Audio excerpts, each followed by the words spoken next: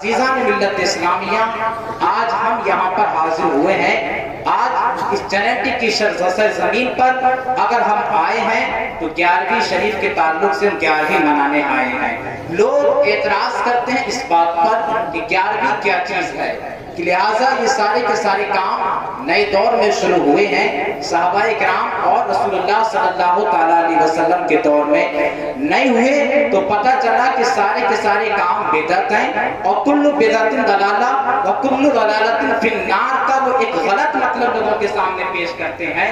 کہتے ہیں ہر بدعت گمراہی ہے اور ہر گمراہی جہنم میں لے جانے والا عمل ہے۔ عزیزان ملت اسلامیہ، وہیں پر الزامی جواب دیا جاتا ہے، اگر تم صرف اس بنا پر اور اس قاعدے کی بنا پر اگر 11ویں کو حرام کہتے ہو تو اے جاہل ملاؤ، اے جاہل، اس بات کا جواب دینا ہوگا۔ اگر تم یہ کہتے ہو کہ رسول اللہ کے دور میں 11ویں نہیں ہوئی تھی، صحابہ کے دور میں 11ویں نہیں ہوئی تھی، تو 11ویں پر فتویٰ بعد میں لگانا، اور مفت کے مفتیوں پہلے فتویٰ اپنے مدرسے پر لگانا۔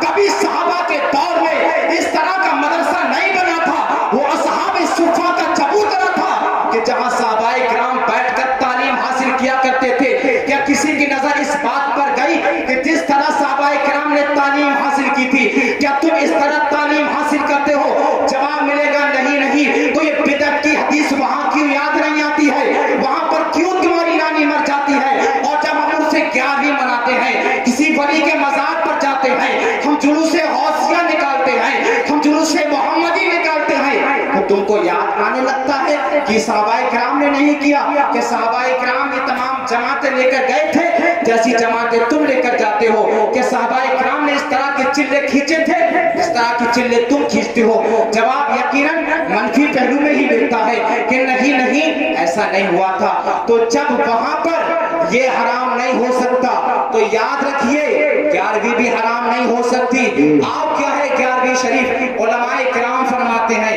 11ویں حضور سیدنا غوث اعظم رضی اللہ تعالیٰ عنہ کے وصال کا دن ہے، یہ علماء نے لکھا ہے۔ آخر ہم عرس 11ویں مناتے ہیں، یہ سرکار غوث اعظم کا ہم عرس مناتے ہیں، سبحان اللہ۔ اور یہ عرس ہم مناتے آئے ہیں، مناتے رہیں گے، اور جب تک ہماری جان میں جان ہے جب تک ہم مناتے رہیں گے، کوئی ہم کو روک نہیں سکتا۔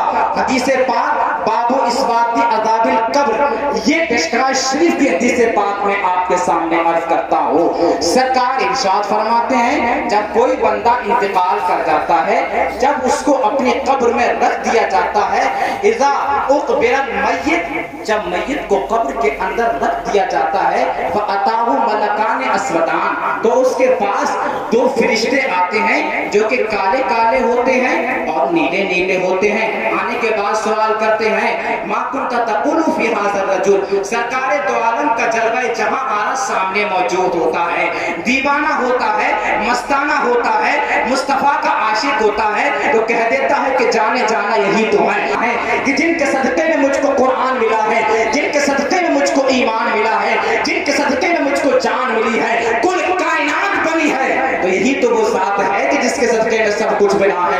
عزیزان ملت اسلامیہ، غیب سے آواز آتی ہے میرے بندے نے سچ کہا ہے، اس کو سلا دیا جائے، اس کو بستر لگا دیا جائے، اور فرشتے اس سے کہتے ہیں نم کا نومت العروس، جس طرح ایک دلہن سو جاتی ہے اس دلہن کی طرح تو سو جا۔